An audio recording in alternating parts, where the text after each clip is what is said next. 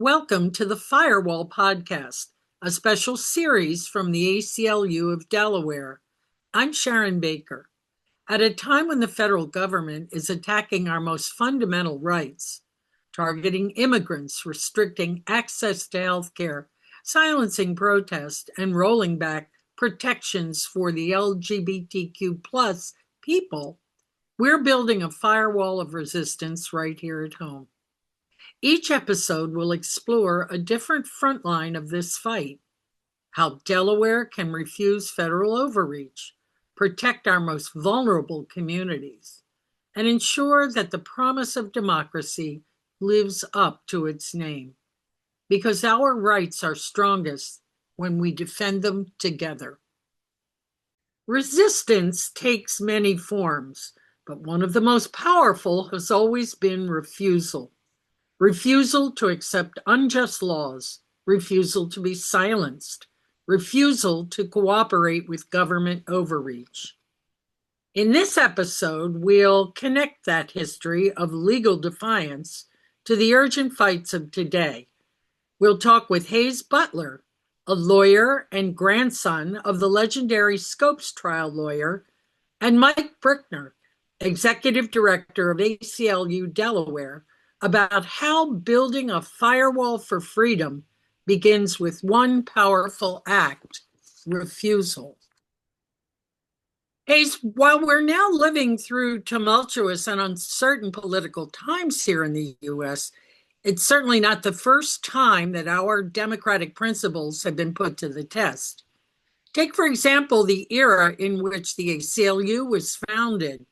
Can you give us a sense of what was going on 100 plus years ago that propelled your grandfather and the other co-founders to create the ACLU?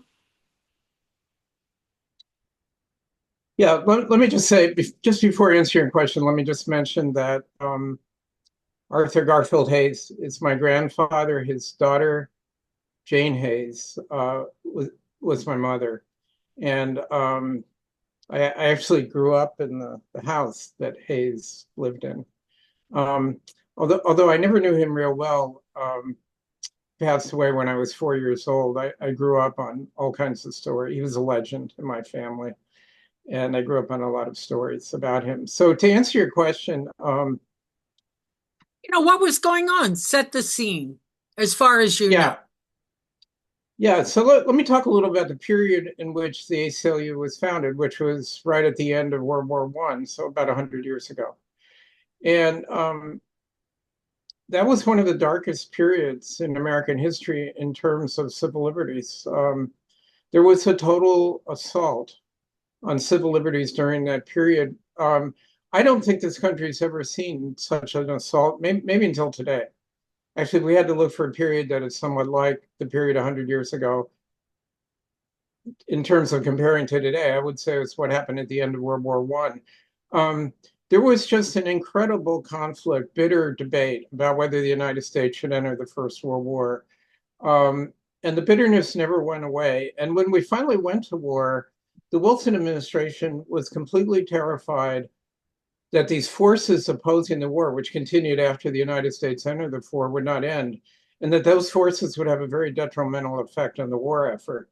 And Wilson was just extremely opposed to allowing people to what he thought was to be disloyal to the United States.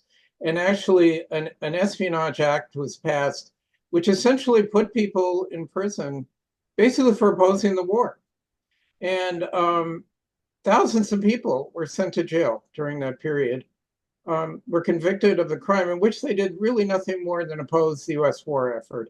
I think today we would consider that just a standard exercise of freedom of speech under the First Amendment.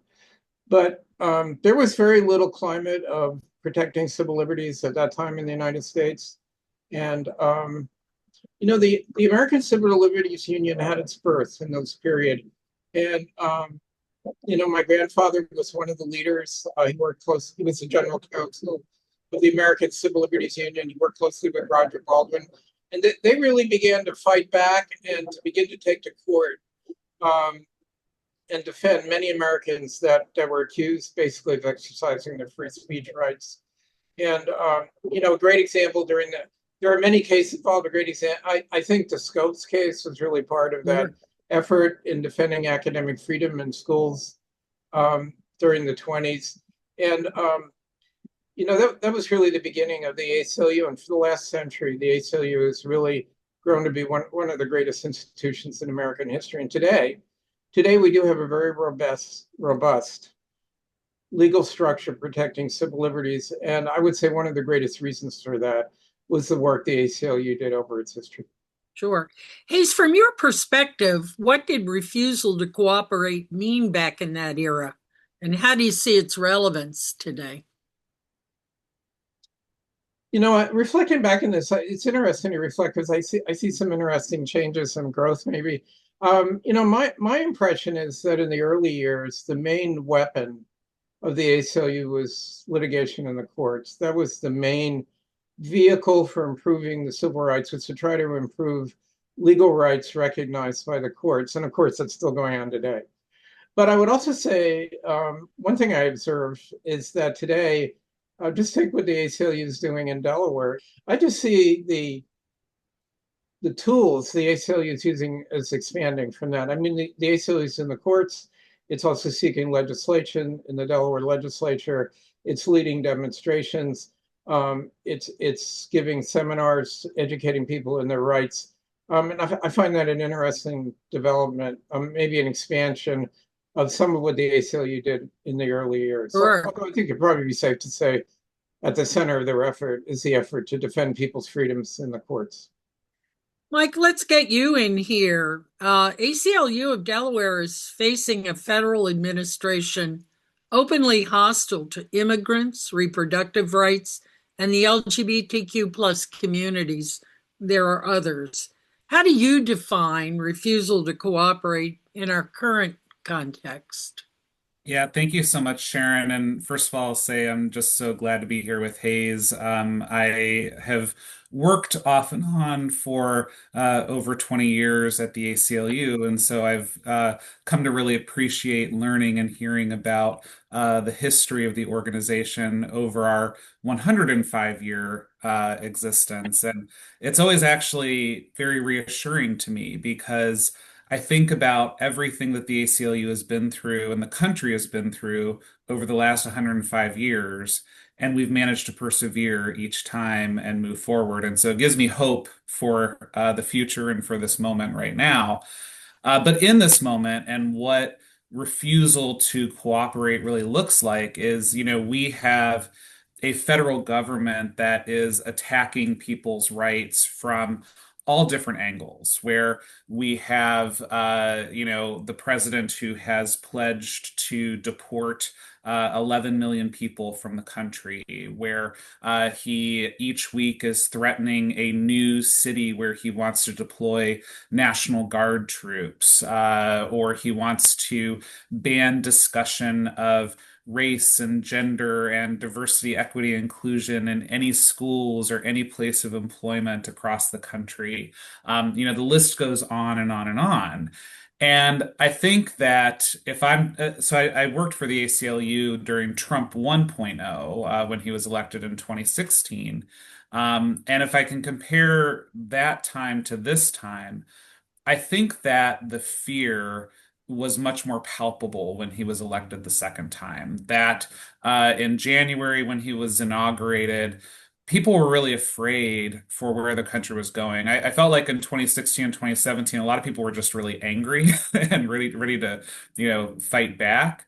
This time, I think that there was just a real fear and I think a lot of isolation that people were experiencing. A lot of folks were, not sure what this meant for the country. And I think that that also then led to a real chilling of people wanting to take action to stand up for rights. As we were talking to elected officials here in Delaware, many people were initially afraid. They were afraid to take a stand to say, yeah, we're going to protect these rights or those rights because they were afraid that President Trump might cut off their funding or might send ICE into the community or might. Well, and with good reason, Mike. With good Yeah, reason. for Look good how reason. it's played Exactly. out, right? Absolutely.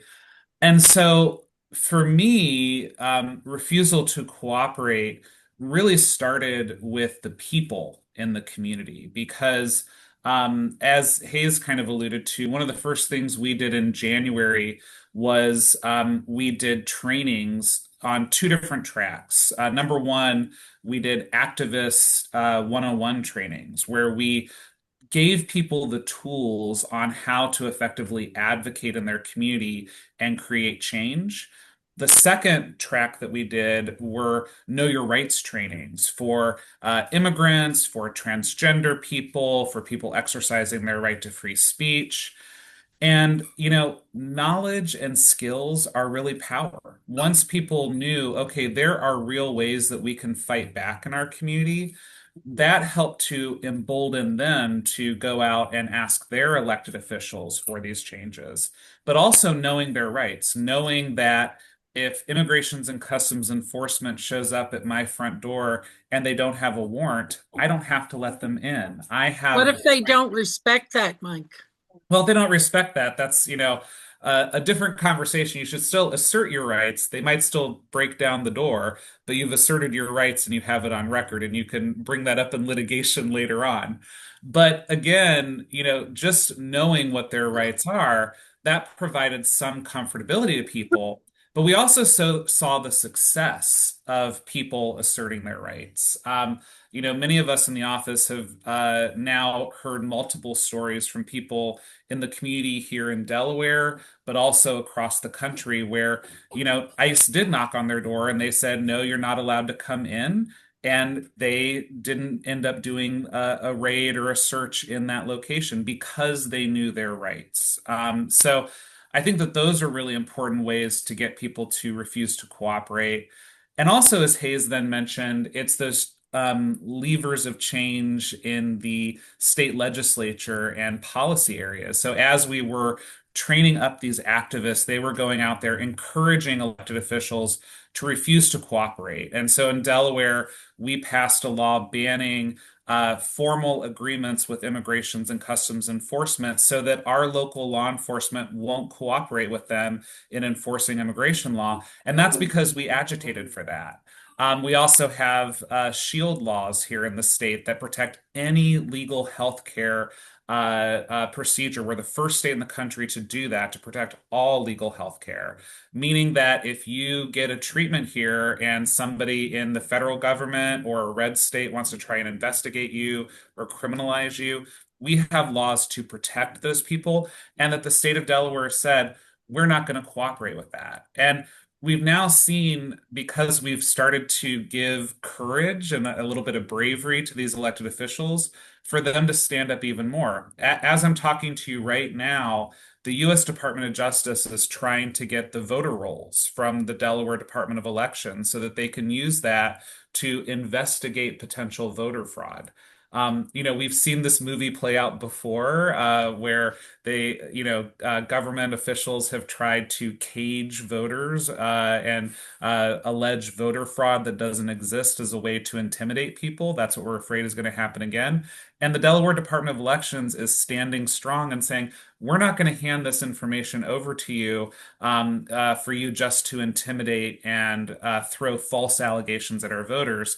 Again, I see this all as a through line is that those initial protests, those initial know your rights and activist trainings that we did at the beginning helped to embolden the people. They helped to embolden the elected officials. We passed laws, and now people feel like they have the power to really fight back. Well, they're going to need it as we get closer to 2028 for sure. Hayes, how about your thoughts?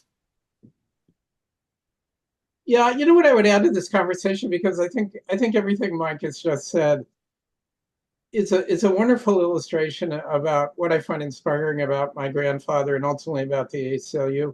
And I think because we're in a very dark period when really the rule of law is threatened, our constitutional rights are threatened, democracy is threatened.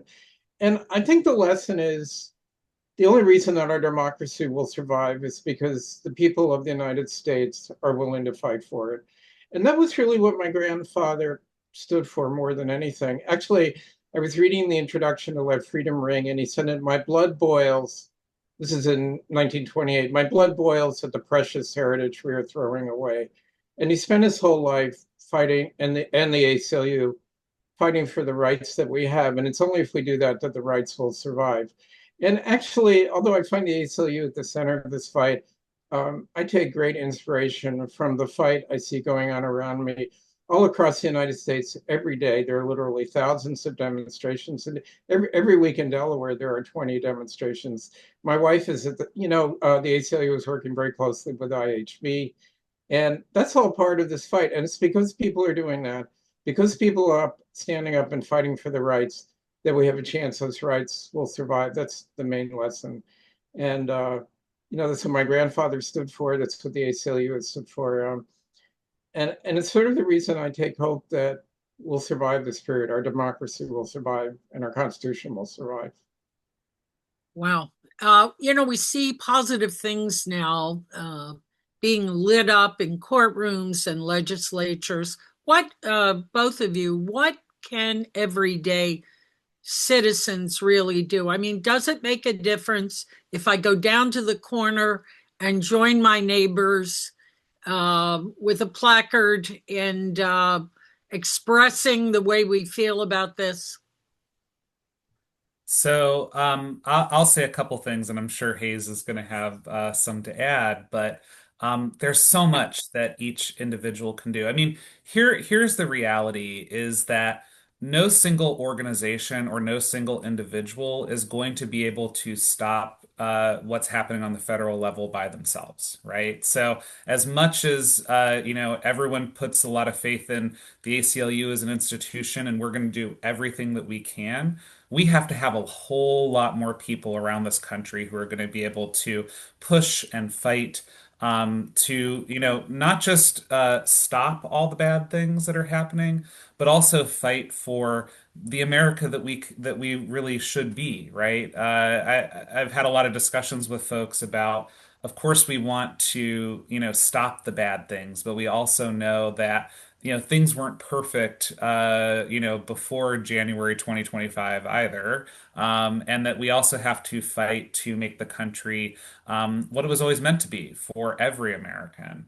But I absolutely am a big believer in the power of protest and speech. There's a reason why it is the First Amendment to the U.S. Constitution.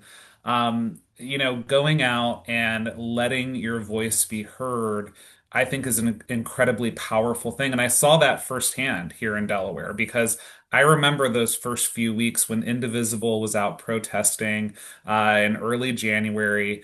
And I remember talking to the folks in Newark, just outside of Wilmington here. And I think they said the first week they had about 10 people.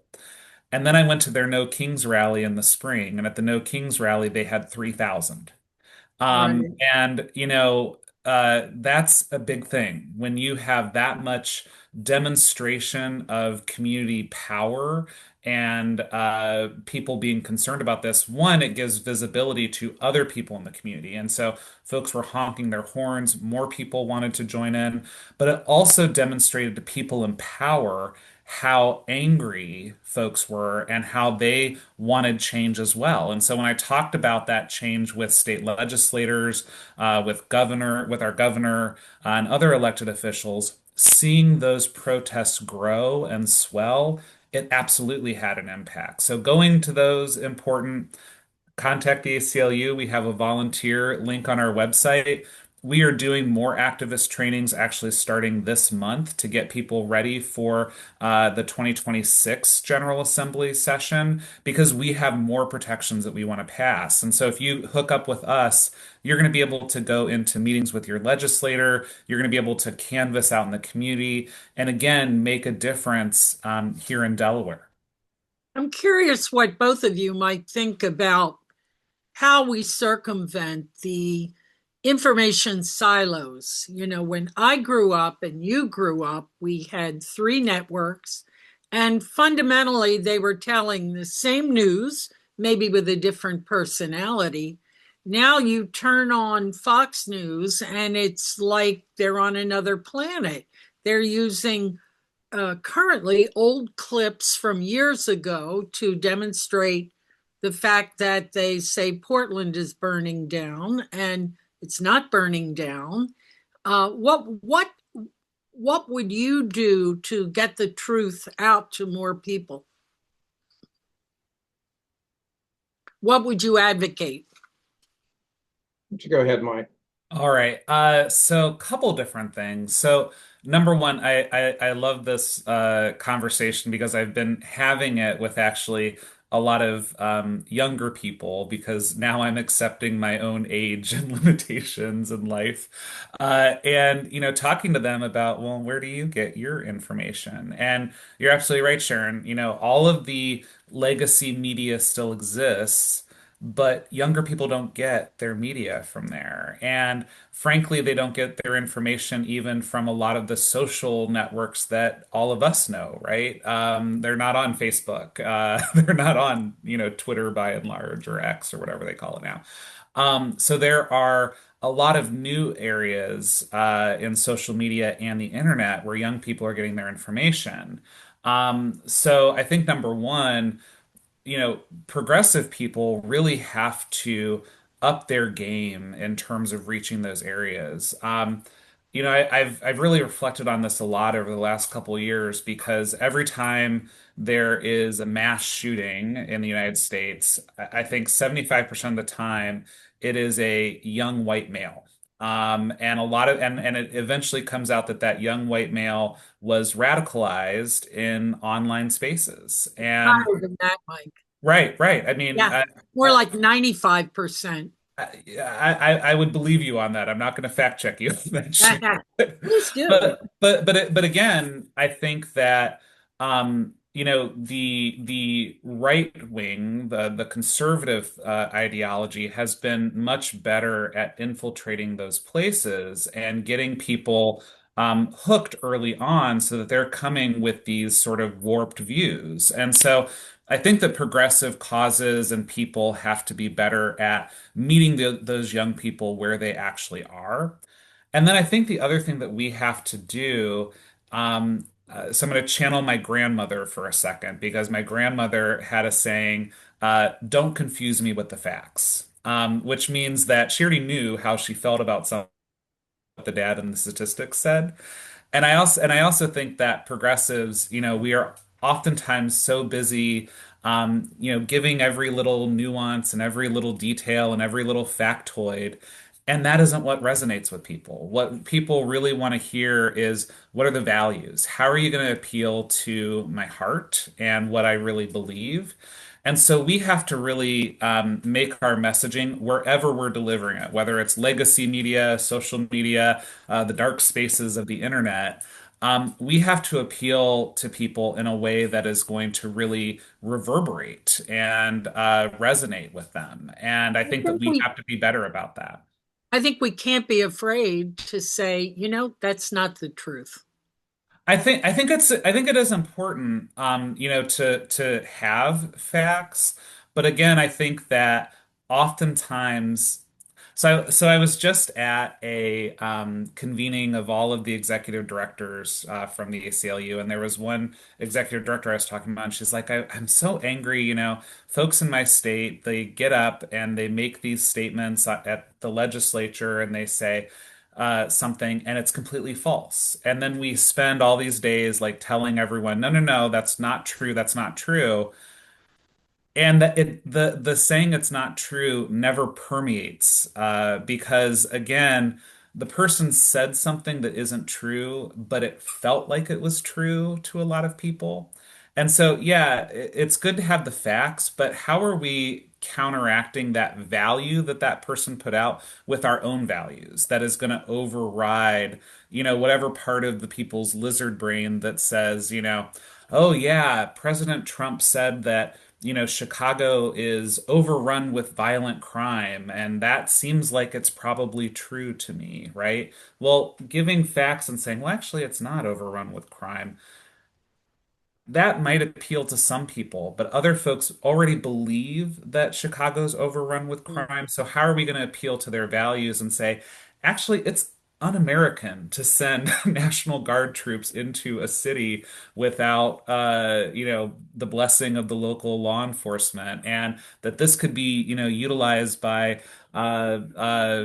different folks for years and years to come, and could really erode, our rule of law here in the country. How are we going to, hold on to those values and hit them there, rather than just tell them, oh no, what you think is a fact is not actually a fact, because that doesn't actually end up, I find, convincing a lot of people. Boy, Can I we add could something? talk for hours. Hayes. Yeah, I like everything Mike said, and I think this is a serious problem in the United States, the information silos we're in. I just wanted to add a personal reflection. I do feel, I wonder, it really disturbs me that half this country supports the leader who's doing all this, and I do think misinformation has contributed a lot. But just a personal reflection is the way Americans kind of deal with each other. And I think there's too much sort of mutual hatred going on and refusal to really talk to anybody. It's sort of the other side is completely evil. You just damn them. And I actually think, because probably in most families, there are people with different points of view. I personally would support trying to reach out to people who disagree with you and being respectful, not insulting them, putting them down, but trying to honestly express maybe a different point of view. And I wish I saw more of that. I sort of understand because both sides are guilty of this. I kind of understand it because we're so troubled. But I personally believe in respecting other people. I don't like calling people names, and I think it can be effective if you're respectful and you're willing to talk to people in a calm tone of voice. We might win some converts in our own families, in our own neighborhoods, if we behave that way. I totally agree. I mean, most of my ACLU career I spent working in a red state where, Republicans controlled, all of the levers of government. And so, for me to be able to get anything done as an advocate, like, I had to work across the aisle. And I do think that oftentimes, we're not listening to each other, or we're not finding where that, common agreement area is. What I was actually in a lot of ways most proud about, all of the different things that we passed that I mentioned here in Delaware were actually passed bipartisanly. That we had Republicans in the House and the Senate who voted in favor of the shield bills that protected healthcare and the 287G immigration enforcement ban, because we were able to talk to them and appeal to them. And we said, for instance, on the immigration thing,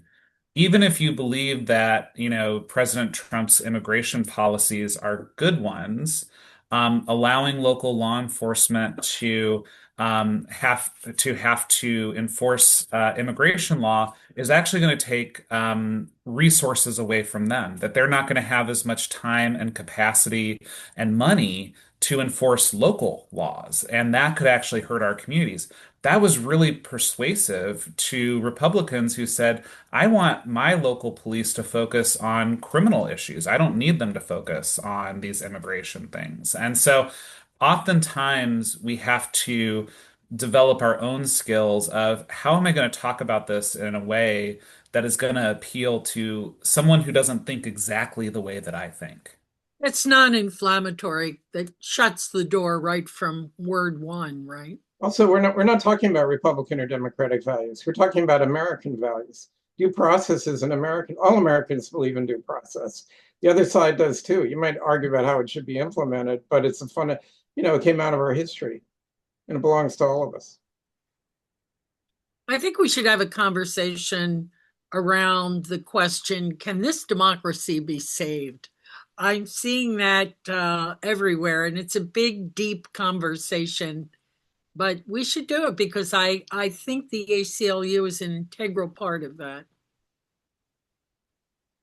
So yeah, I'll start. Why not? So first of all, a couple things I want to say to kind of kick off is, like, some of the questions around this, can democracy be saved, that I get are specifically around the 2026 and 2028 elections. I think that there are some people who have a high level of anxiety of like, are the elections actually going to happen? Is there going to be any kind of, massive interference?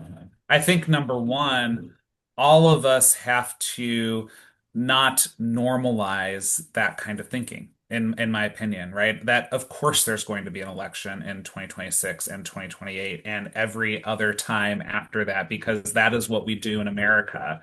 Having said that, we at the ACLU are certainly scenario planning anything that might happen, right? And that we're going to be prepared if something bad happens, with whatever levers that we need to pull, whether they be legal or policy, or I think, as Hayes said, organizing. Because at the end of the day, when all of the branches of government may fail us, it comes back to we, the people, right? And we being out there agitating and saying, we're not going to accept this as a people. So I think that's number one is, do I believe there are going to be elections? Absolutely. And we're going to fight for that.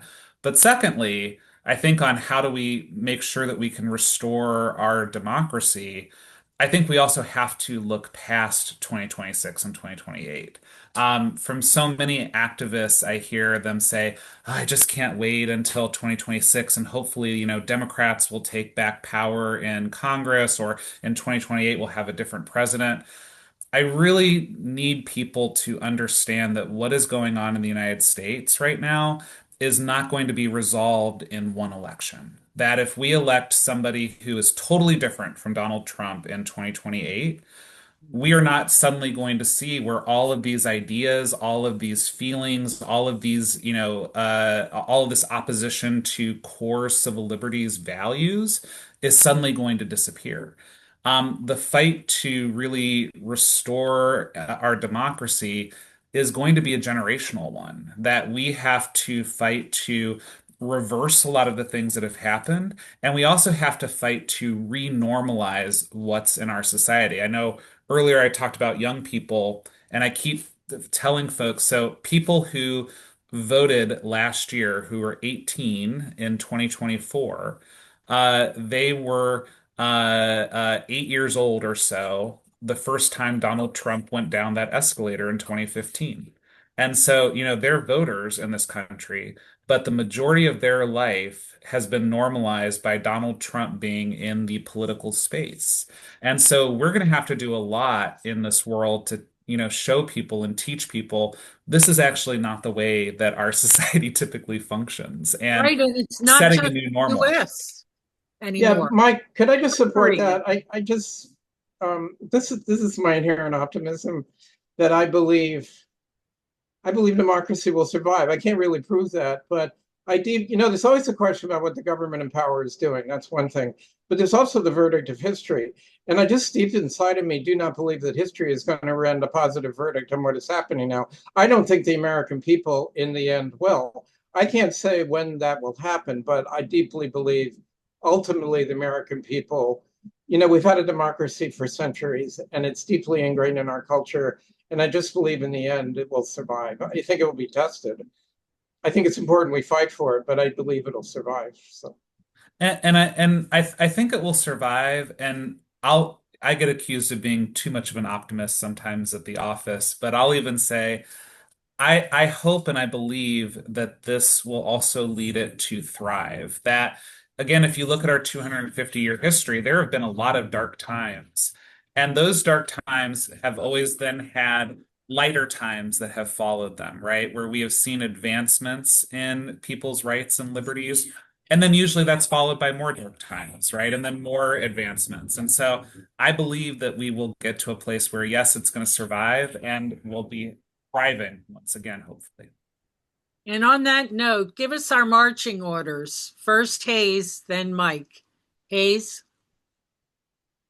well, I think a lot of this has come out in this conversation. And I just love everything Mike said. I love everything the ACLU is doing. Not only the ACLU, but other organizations like IHB.